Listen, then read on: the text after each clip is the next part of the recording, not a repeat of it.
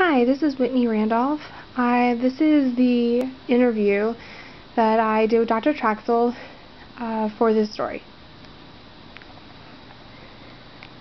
The first question is, how long have you been at Ohio University? This is my third year. I started in the fall of 2008, and so this is I'm completing my third year here at the end of the year. So Okay. yeah. Awesome. What brought you here to Ohio University? Well, it was a couple things. I was looking for a position where I could have a graduate program, meaning graduate conductors like John and Carissa, be able to work with the top group, the wind ensemble, and be able to teach conducting classes, and also win it. And actually, this completely fit. Like when I was doing my graduate work, my hope was to have a job like this 10 years down the road, but it ended up working out that this is kind of like exactly what I wanted to do the whole time, and so it was really ideal.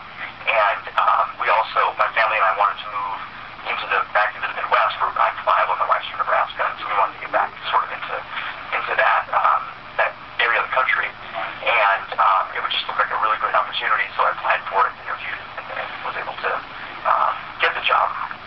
So, but really, it's a job where I'm doing exactly what I want to do, and that's just a dream. So Awesome. What do you do as director of bands? Well, my job officially oversees all of our bands in the School of Music, all of our concert bands, our athletic bands. It sort of oversees administratively all of those organizations. Whereas Dr. Sook is in charge of the athletic bands, we consult about every aspect of the band program. So even though I'm fortunate to have a colleague like Dr. Sook, where he's on top of it, and those are his ensembles. Technically, I have somewhat oversight over it, so that's kind of what it is. But then also I teach, like I mentioned, connect the wind ensemble, university concert band, the new music ensemble. I teach graduate conducting to our wind conducting students. I teach a course in wind band history and repertoire. Also teach advanced conducting to instrumental students. And what else? Oh, in the summer we have a summer band concert series. It's called Under the Elms, and I'm in charge of that programming and conducting that as well. So a lot of things, but everything about it I enjoy, which is great. It's ideal. That's really awesome. What do you like? What is it like working with the wind ensemble? And it's really fun because these are outstanding. It's the very best select woodwind, brass, and percussion instruments in the School of Music, and so it's really fun because the people who are in that group are really dedicated to their profession, to their instrument, to performing well, and they want to have a really great products, just like the 110. So everyone that's in it really enjoys it, really wants it to be great. And so for me, it's getting to work with that level of student, but also getting to coach that level of student, leading them to hopefully great performances, and sort of all of us collaborating together to make a positive experience making music. And so the repertoire we get to do is challenging, but it's really enjoyable. And they're able to do a lot of things that I'm really fortunate. I'm able to work with the kind of student that can play like that. So yeah.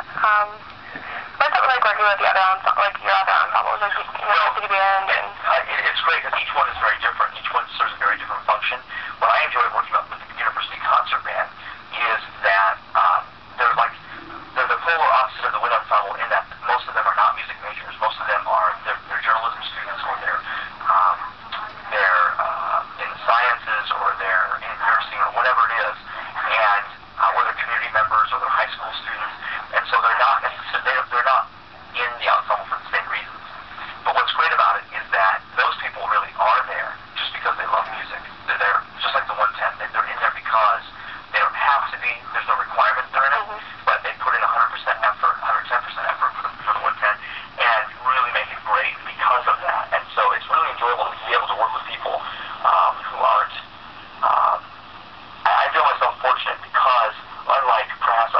professors that are teaching large lecture courses where you've got people in there who have to take it because of a requirement, maybe they don't want to be there necessarily. I never have to deal with students like that. They're always the students who are in my classes or my ensembles really want to be there. And because of that, it's so much easier to impart my knowledge or love of teaching to them because they're willing receptacles. They're not, they're not resistant because they don't want to be there. So it's really great. Yeah. This was just a segment of the interview I did with Dr. Trachsel. It was really a great experience interviewing him, and I hope you really enjoy the story, and I think it's going to be great. Thanks.